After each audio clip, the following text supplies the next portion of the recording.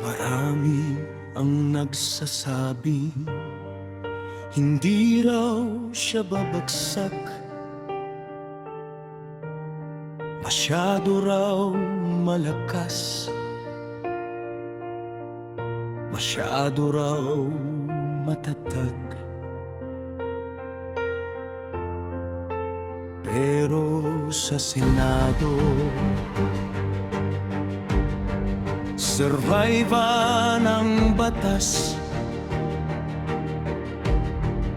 at bawat politiko sariling buhay ang hawak.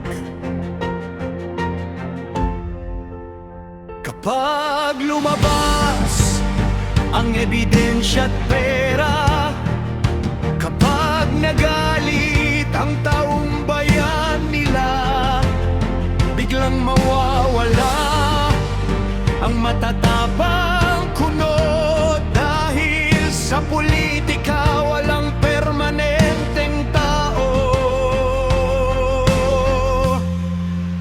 There are no permanent friends, only permanent ambitions.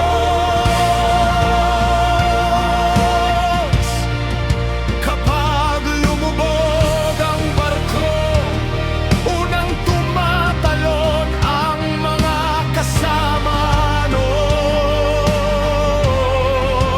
There are no permanent friends, only permanent ambitions.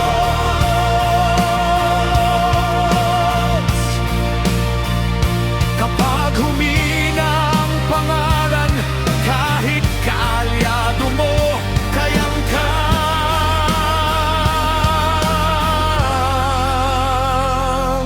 iwanan. Bawat hearing mapapanood ng bayan, bawat witness may bagong revelasyon. At kapag nakita nilang kaya ka nang talunin, bakit ka pa nila ipoprotekta sa dilim? Naalala mo ba si Binay noon? Mukhang di matitinag pero bumagsak din.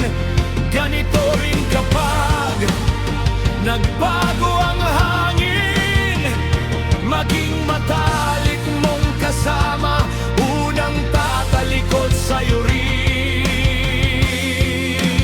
There are no permanent friends, only permanent ambitions.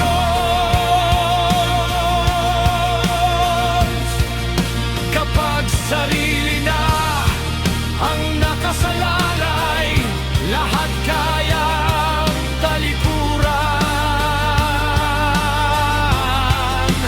There are no permanent friends, only permanent ambitions.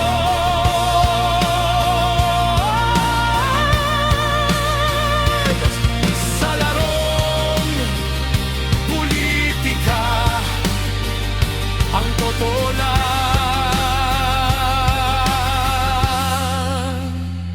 kapangyarihan.